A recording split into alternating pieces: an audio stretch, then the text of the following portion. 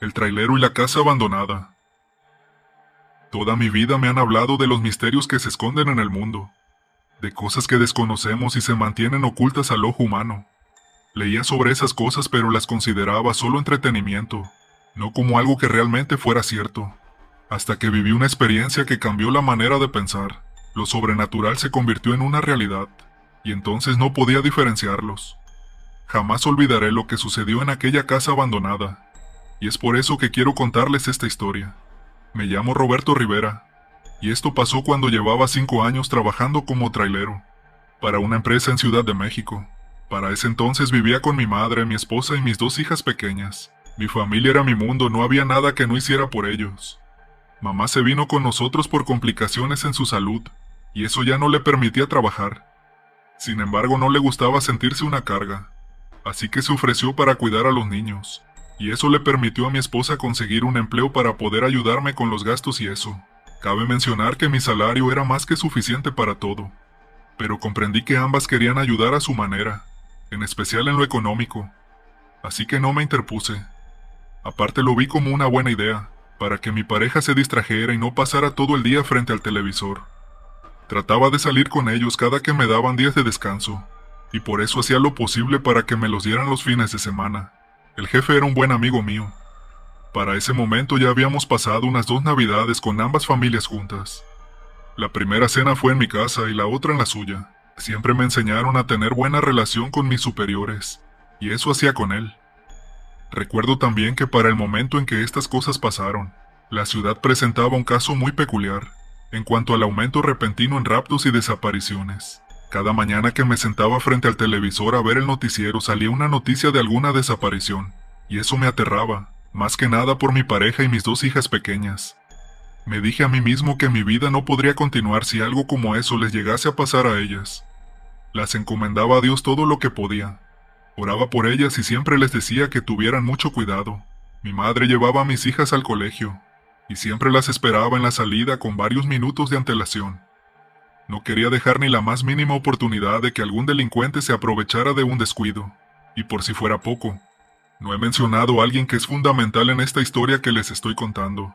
Se trata de Alfredo, mi mejor amigo y compañero de trabajo. Tenemos tantas aventuras e historias por contar, pero el destino nos tenía algo preparado para esa época. Una tragedia que nos pondría en un camino que no éramos capaces de anticipar por nada del mundo. Alfredo llevaba más tiempo que yo en la empresa, pero sin embargo nuestro jefe me consideraba más a mí. Creo que todos los traileros sabían eso, pero no era como que les importara mucho. Toda mi familia conocía a mi mejor amigo. Él se hizo más unido a nosotros desde la muerte de su amada esposa.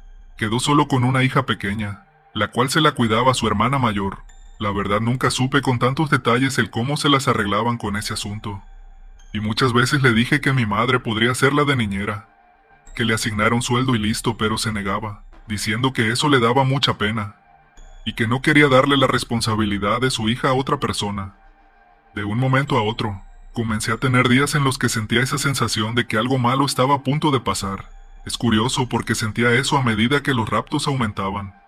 Veía los videos de personas encapuchadas llevarse a chicas que salían de las discotecas. Apenas pasaban por un callejón o una calle desolada. Esos infelices ni siquiera discriminaban la edad. No les importaba qué tan menor pudiera ser la víctima.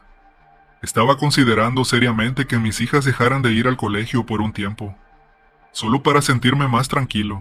Recuerdo que una noche le dije a mi esposa que ya no era necesario que trabajara, que yo podía encargarme de todo y así ayudaría a mi madre con las niñas. Con ellas 2 pendientes de ellas mis preocupaciones serían menos, pero me rechazó la oferta, diciendo que lo mejor era que estuviéramos produciendo dinero los 2. Si no veía esos casos en los noticieros, lo hacía en los periódicos. Recuerdo aquel caso de una chica que fue raptada, y no sé cómo hizo para persuadir a los malandros de que la metieran en el negocio, y así ella terminó llevándoles las chicas a esa clase de personas. Esa chica terminó siendo buscada por la policía, pero no daban con ella. Me atrevo a decir que los poderosos la protegían, porque de alguna manera también se lucraban de ese negocio. No sería algo raro, muchas veces los políticos y autoridades estaban dentro de todo eso. Por dicha razón los autores de esos crímenes no eran atrapados.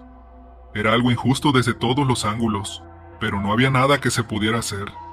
Tener cuidado y encomendarle nuestras vidas a Dios. Suena feo, pero así nos tocaba. Mi sensación de que algo malo iba a ocurrir no se me iba ni siquiera trabajando. Transitaba por la noche en una carretera oscura, y mi preocupación ya era alarmante y eso me estresaba demasiado. Quería dejar de sentirme así, pero no encontraba la manera. Los nervios hacían que llamara a mi familia cada rato, para confirmar que estuvieran bien.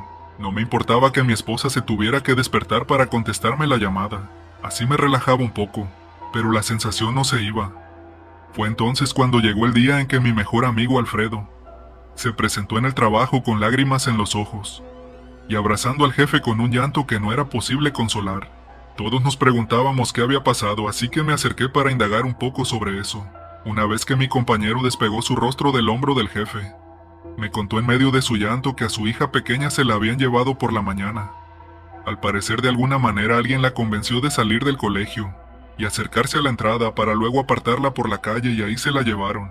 La policía tenía ciertos sospechosos en la mira, pero ahí todos sabíamos que iban a ser unos incompetentes, incapaces de poder encontrar a la hija de mi mejor amigo. Su dolor lo hice mío. Lloré con él y lo llené de esperanzas porque eso era lo único que podía hacer en ese momento. El jefe le dio una semana libre y pagada para que se concentrara de lleno en la búsqueda de su pequeña. Yo le prometí que apenas tuviera tiempo lo ayudaría. Le conté a mi esposa y de inmediato le dije que sacara a las niñas del colegio.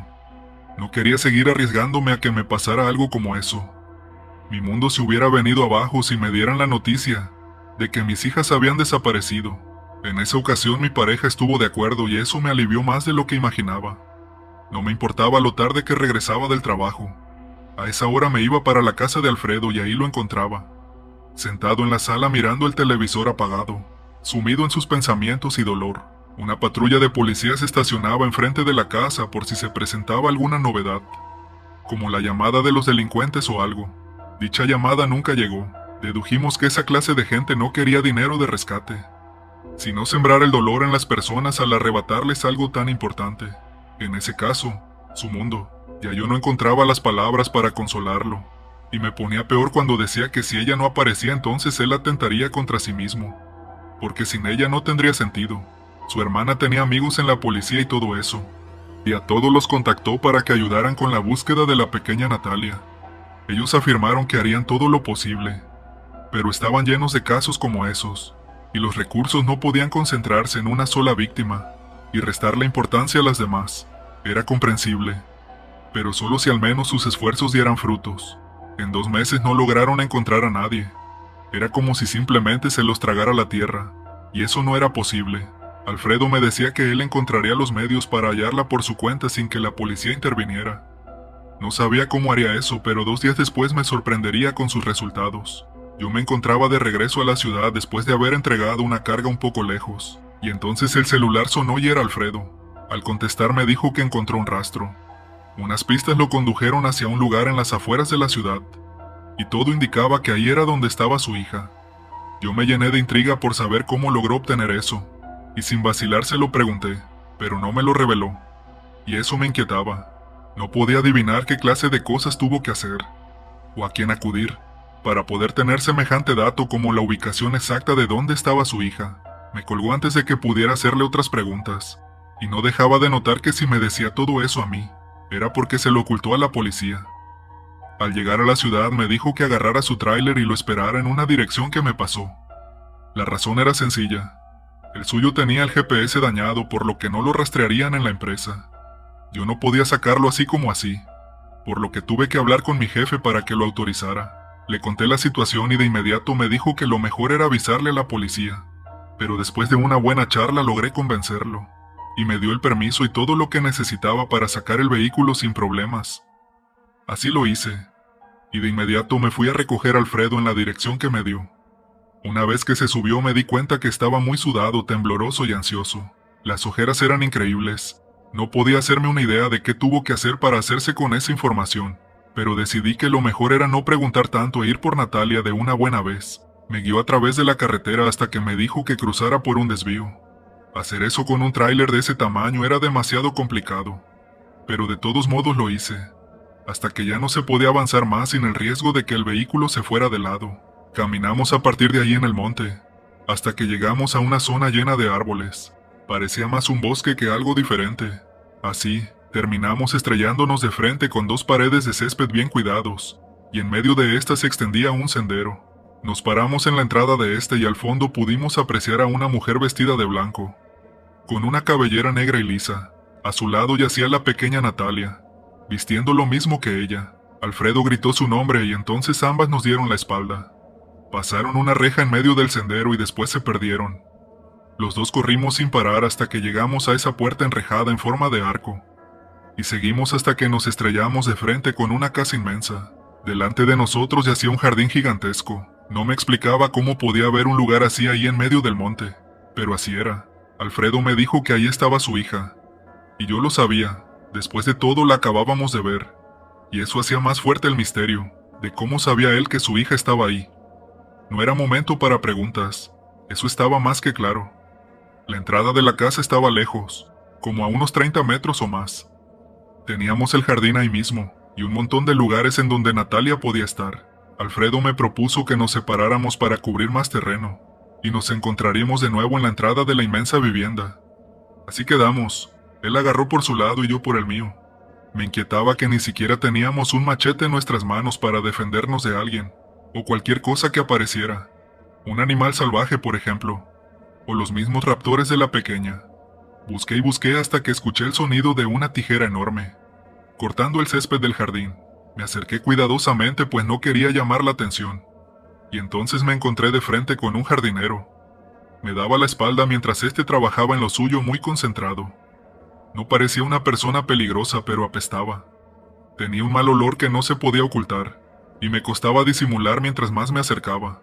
Finalmente le hablé, pero no volteó a verme. Me ignoró por completo y siguió haciendo lo suyo. Me acerqué un poco más y tuve la impresión de que podía ser sordo. Así que extendí mi mano para tocarle el hombro. Pero antes de hacer contacto me habló y me dijo que no lo hiciera si quería conservar la mano. Me aparté y retrocedí 2 pasos de inmediato. Fue impactante. Su voz era escalofriante y fría. Parecía hacer eco por todo el lugar. De nuevo hizo como si yo no estuviera presente y entonces le pregunté si había visto a una niña pequeña. Y le describí físicamente a Natalia.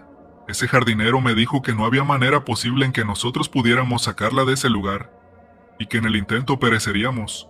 Me inquietó que se refirió a nosotros, lo que me dio a entender que sabía de la presencia de Alfredo por el otro lado de la casa, o que simplemente nos vio llegar o nos escuchó hablar. Sea como sea, no le presté atención a eso, sino a que no me quería ayudar. Sin faltarle el respeto, le insistí en que por favor me dijera dónde se encontraba la pequeña.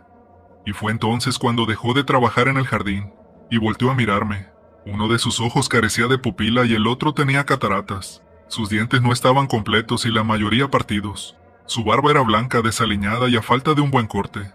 Al igual que su cabello que se notaba se le estaba cayendo. Dio unos cuantos pasos hacia mí, los mismos que yo retrocedí. Me dijo que a él no había que temerle porque no me podía hacer nada. Alegó a que ella se lo tenía prohibido, pero de nuevo me recordó que a la niña no la íbamos a poder salvar, y que aún estábamos a tiempo de irnos. Insistí por última vez, y enojado me dijo que si tanto quería salvarla, entonces que entrara a la casa y fuera al segundo piso, y que eso sería todo. Estaba claro que Natalia se encontraba ahí.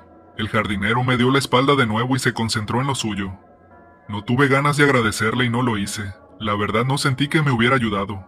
Corrí hacia la entrada y ahí vi a Alfredo esperándome para finalmente entrar en la casa. Me dijo que no encontró nada y yo le conté todo sobre el jardinero y lo que me reveló. Nos quedó claro entonces que lo que se debía hacer era subir al segundo piso y encontrar a Natalia.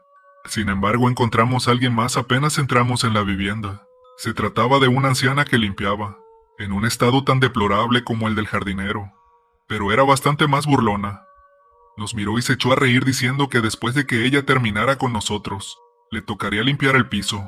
Eso no me gustó para nada, ni tampoco sonó muy alentador para querer subir al segundo piso. Ella no se interpuso. De hecho, se hizo a un lado y nos indicó dónde quedaban las escaleras para subir. Era evidente que Alfredo lo haría sin que le importara nada. Así que lo acompañé. No podía dejarlo solo de ninguna manera. Subimos y entonces nuestros cuerpos comenzaron a pesarnos. Subir un escalón era tan complicado como subir el siguiente, hasta que finalmente lo hicimos. Yo me desplomé en el piso y cuando levanté la mirada hacia el pasillo vi a Natalia. Alfredo estaba aferrado a una pared de espaldas para no caer, pero sabía que si se despegaba iba a parar al piso. No sabíamos lo que pasaba. Ahí se sentía un calor enorme e insoportable. La niña estaba a solo 5 metros de nosotros, pero no podíamos llegar a ella. En ese momento apareció aquella mujer vestida de blanco desde atrás de Natalia, y la dejó ahí para acercarse a nosotros. Nos dijo que la única manera de llevarnos a la niña de regreso era que alguno de los dos decidiera quedarse para siempre. Ella no se refería a nuestros cuerpos, sino al alma. Me atrevo a pensar que ese era el caso del jardinero y la anciana. Por eso no podían hacernos nada. Sin vacilar, Alfredo dijo que se quedaría, pero que por favor dejara libre a la niña. Ni siquiera él sabía en lo que se estaba metiendo, pero no lo culpaba.